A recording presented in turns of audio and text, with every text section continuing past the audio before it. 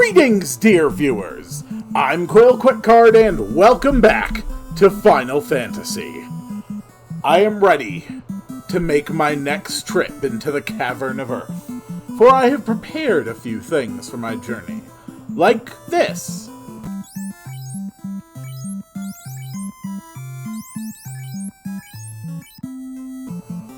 And this.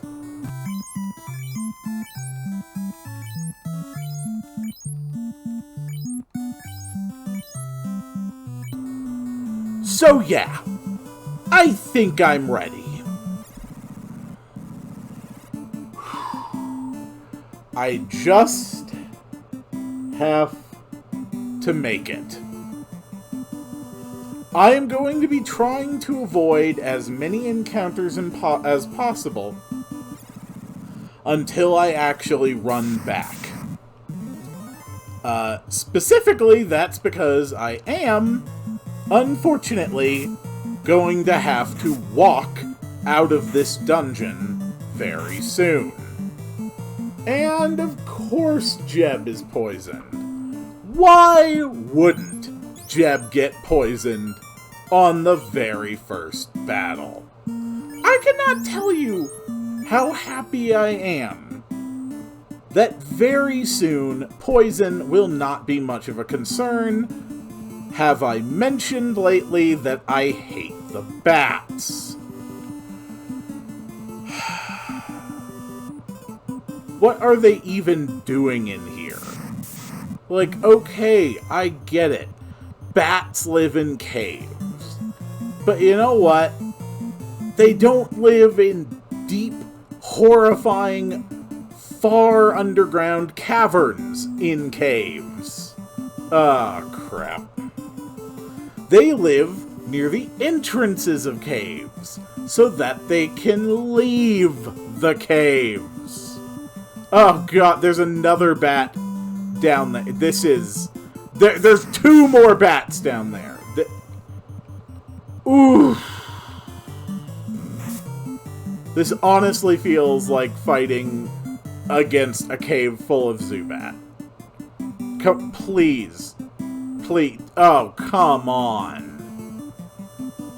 Please. Oh. I cannot believe my biggest obstacle right now is the bats. Thank you. Alright. We have already gotten all the important treasure on this floor. I'm not dealing with that right now. I am leaving.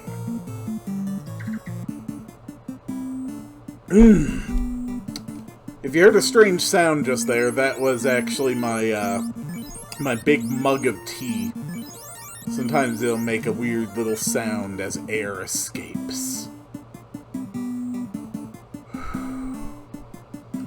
Come to think of it, it seems like most things make weird sounds when air escapes them, but generally we don't consider that a topic for polite conversation. Yes, fine, whatever, they're just mummies. They are not a major problem right now. Oh great, 3 more bats all in one spot. That's fantastic.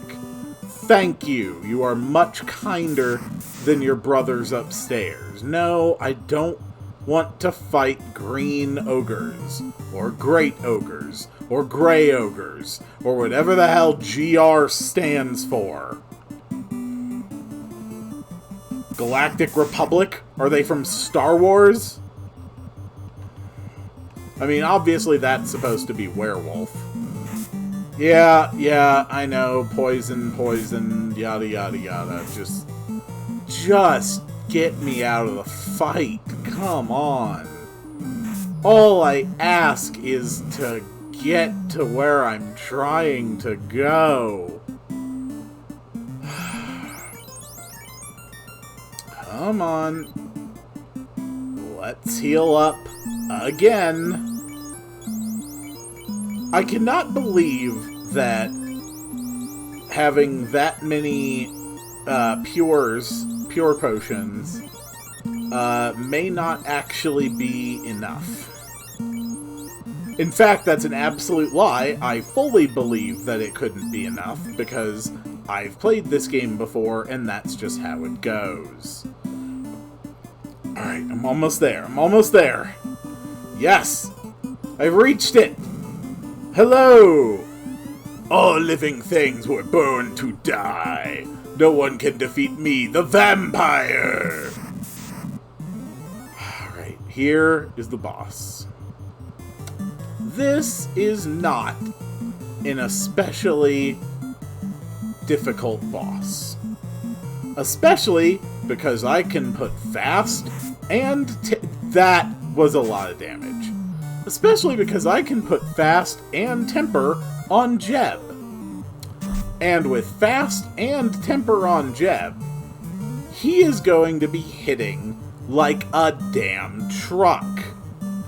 Plus, I actually can heal Jeb now. I have that ability. And I have powerful magics. Yeah, the kind of magics that do that to vampires. Excellent. What now? No, I don't want more ogres. Wouldn't it be great if I could just keep going? But I can't. I actually have to leave the dungeon, go somewhere else, and then come back. I did all this just so I could get about a little more than halfway through the dungeon and get that ruby. Doesn't that sound like fun? Isn't that a fun thing to do? Okay. But since I am heading back out now, once I get to the second floor, go! Okay, run, run, run. Please, God, do not kill me. I beg of you, do not kill me. Normally I wouldn't throw out one of my most powerful spells on something I'm trying to run from, but...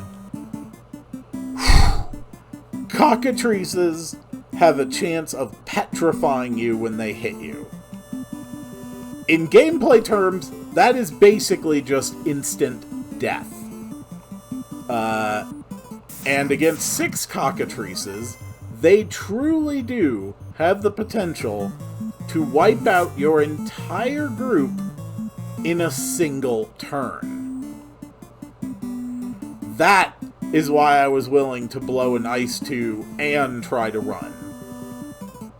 Because I knew there was an extremely good chance that one of those two things would work, and that if both of them didn't get rid of the whole encounter, there was a very good chance that on my next turn there would be a lot less than 6 cockatrices. Oh, come... You know what? I am so sick of dealing with these things. I got spare spells. Let's use them. Goodbye, wolves!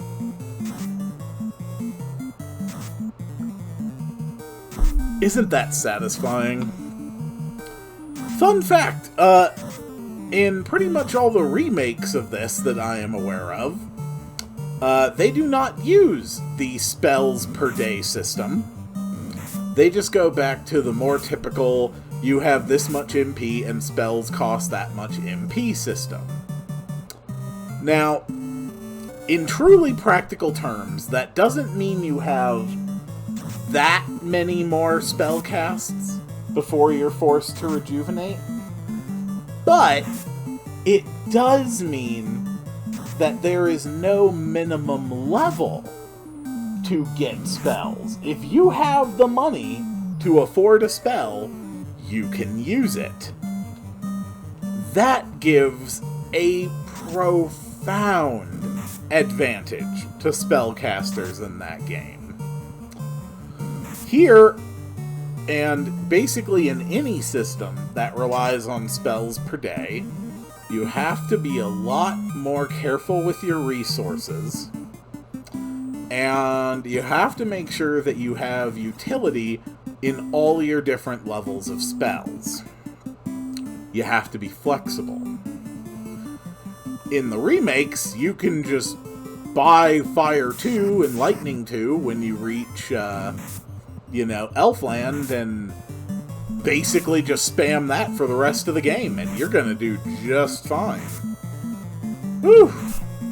And this might be difficult to believe, since I'm not actually playing with a white mage, but white mages, I mean, obviously they're all about that curing magic, but they also have the harm, or dia spells, and those hit all undead enemies on the screen at once. They do a boatload of damage. And in fact, in areas where you have fixed encounters against undead enemies in large groups, the white mages are pretty much the most effective way that you can quickly grind out a ton of levels and experience. I know this because I have actually done 4 white mage runs, which is just kind of the ultimate challenge of Final Fantasy. I have done 4 white mage runs in both the original and the remake, and it's actually not that bad. To be honest, I tried doing a 4 black mages run once, and it was actually substantially more challenging than the 4 white mages run. Because eventually, you get some items that can cast spells, and it's not that much of a disadvantage not having the physical or the magical damage output that you'd get from fighters, thieves, and whatnot, and black mages. But on a 4 black mage team, that is ridiculously hard. They never really get reliable armor. It's just such a pain. But I will say, there were times during my 4 black mages run where I felt stupidly powerful, given how many spells I could put out there. And I did make it out of the cave, but I'm not going to head back to town yet. Instead, I'm going to go to the place where I have to bring that ruby that I found, because I'm not going to have to worry much about monsters there, so, I might as well just go do it.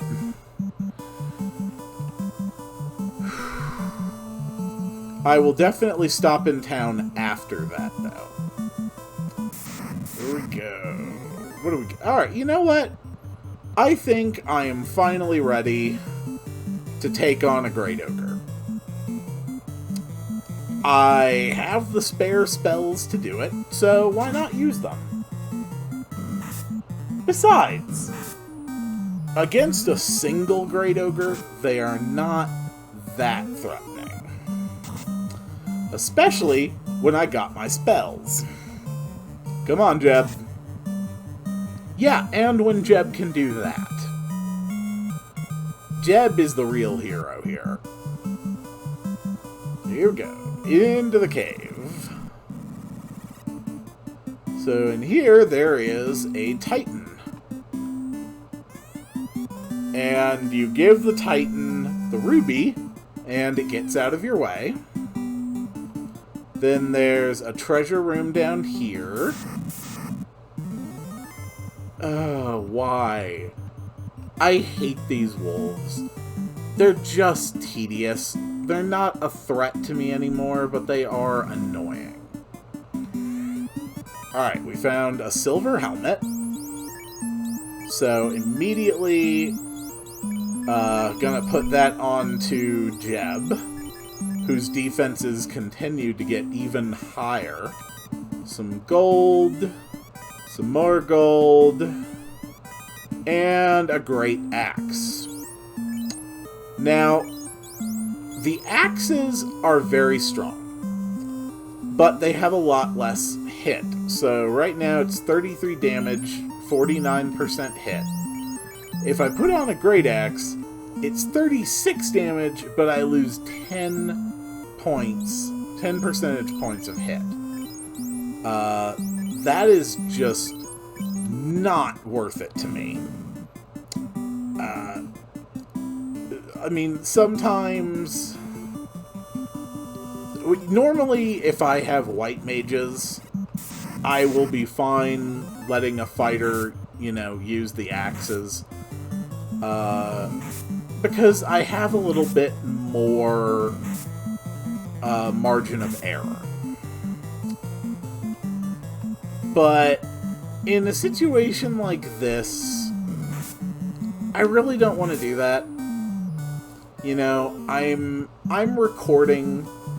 I don't want to have to re-record large sections because of, you know, unfortunate complete party wipes or anything. Ugh. Ugly creatures. And I just want to be a little more cautious. This is definitely a monster sprite that really never did pop up again in Final Fantasy. And it's easy to see why, because that really doesn't look that good. The ogres look fantastic. And it actually is quite surprising to me how many of the monster designs in this game never did show up again in Final Fantasy. But at the same time, it makes sense, because a lot of enemy designs in this game, and even names of enemies, are taken straight out of Dungeons & Dragons. Now, a lot of Dungeons & Dragons material does come from public sources. It comes from cultural mythologies, fantasies, legends, things like that. But they do have some original creatures, some original designs and original names that are decidedly their own inventions. Things like Mind Flayers, things like Beholders. And yet, in this game, you know, we see the Mind Flayers. There's an enemy that apparently was actually supposed to be called a Beholder. So, it's understandable why, when they made Final Fantasy II, it came out so radically different than this game. They very specifically and clearly were trying to get away from Dungeons & Dragons in terms of the gameplay mechanics, in terms of the enemy designs, enemy names, the way the story worked. They definitely tried very hard to move away from Dungeons & Dragons in Final Fantasy II. Yes, use this rod behind the vampire's room. Hiding deep inside, you will find the cause of the Earth's rot. Thank you, Mr. Sage. Now we can go farther in the Cavern of Earth. But the point is just... Final Fantasy II, and believe me, we will get to it, is generally considered the worst, the least fun, the most tedious Final Fantasy. But many of the game's most iconic elements, certain spells, certain enemy designs, enemy names, a lot of character classes as we came to know them, a lot of that stuff came not from this game, but Final Fantasy II. And I think a lot of it would not have come about if the creators hadn't tried to move so far away from this when they created FF2. So, I think there's definitely something to be considered there. And come on, we're gonna go back to town, we're going to heal up once again. Then we will make what I pray will be our final trip into the Cavern of Earth.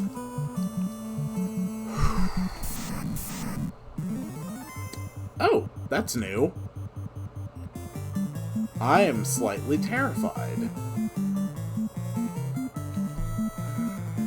Well, I was about to end the episode, but, yeah, I won't deny you guys watching a fight against something I haven't encountered yet. You know, just a guy hanging out, killing some tigers, you know, no big deal. Okay, so I can kill him in one round. That's not too terrible. Might as well use up some of my extra spells on him. I mean, why not? At this point, honestly, what else am I going to be doing with them? Another thing about this game that's a little unfortunate is that spell damage does not really scale much. A fire spell from a level 1 Black Mage and a fire spell from a level 30 Black Mage are pretty damn close to being equivalent. I think there is some coefficient to them, but it's minimal. So unfortunately, there will come a point where even just completely normal attacks from the likes of Lopo will end up doing as much or more damage than level 1 spells would. And I cannot believe I was poisoned yet again. Look, I have already used up over 20 of my healing potions. This game is just unforgiving sometimes. You know what? I think I'm gonna cut it here. We will make one more trip into the Cavern of Earth. And I will do that on the next one.